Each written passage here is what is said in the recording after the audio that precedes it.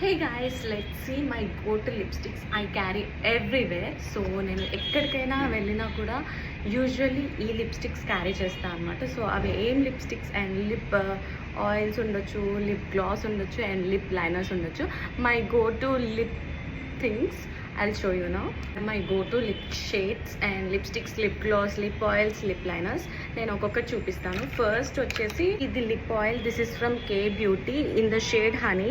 నేను ఇప్పుడు పెట్టుకుంటుంది కూడా ఇదే. ఇది చాలా హైడ్రేటింగ్ అండ్ చాలా గ్లాసీగా ఉంటుంది అనమాట. సో నాకు ఇది చాలా నచ్చింది. This is my go to lip shade.